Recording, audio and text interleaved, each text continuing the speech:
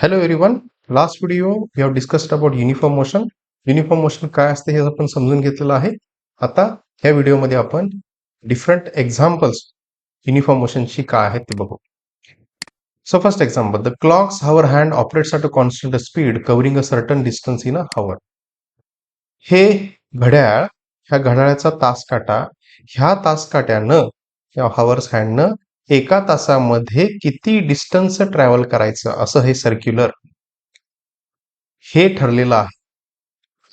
तर ते डिस्टन्स किती कव्हर करणारा हा हॉवर्स हँड ऑब्वियस ह्या सर्कलची जी पेरिमीटर डिस्टन्स आहे, ह्या सर्कलचं जे पेरिमीटर डिस्टन्स आहे तेवढं डिस्टन्स काय करेल हा हॉवर्स हँड कव्हर करेल.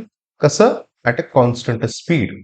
एका कॉन्स्टंट स्पीडनं हा तास काटा काय होत असतो, असा रोटेट होत असतो. आणि हा रोटेट होत असताना हा एक सर्टन डिस्टन्स कव्हर करतोय. एक सर्टन डिस्टन्स काय करतो तो कव्हर. हे होणारी motion, so this motion is example of a uniform motion. अजून दुसरं example, an aeroplane travelling at a constant speed at altitude. विमान ज्यावेळी टेक ऑफ करतं, विमान ज्यावेळी टेक ऑफ करतं किंवा विमान ज्यावेळी लँडिंग करतं, टेक ऑफचं स्पीड आणि लँडिंगचं स्पीड वेगळं असू शकतं, वेगळं असतं. पण विमान ज्यावेळी, एरोप्लेन ज्यावेळी समुद्र सपाटीपासून ज्यावेळी एका सर्टन अल्टिट्यूडला आहे, सर्टन हाईटला आहे, त्या अल्टिट्यूडला aeroplane travels at a constant speed. त्या अल्टिट्यूडला एरोप्लेन एका कॉन्स्टंट स्पीडला काय करतं, ट्रॅव्हल करतं. ते तिथं जी काय एरोप्लेनची मोशन आहे at a constant speed run होणं, ट्रॅव्हल होणं, it is an example of a uniform motion. Third example, a car travelling at a constant speed along a straight flat route.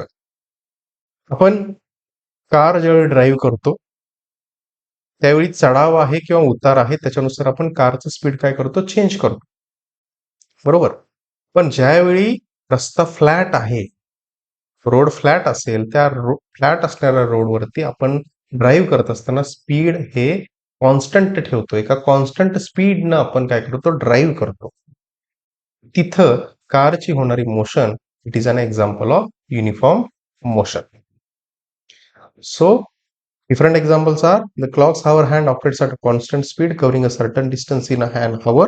एका तासामध्ये किती डिस्टन्स कव्हर करायचं, constant speed, that is a certain distance.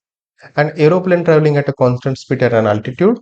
And third is the car traveling at a constant speed along a straight flat route. These are examples of uniform motion. Thank you.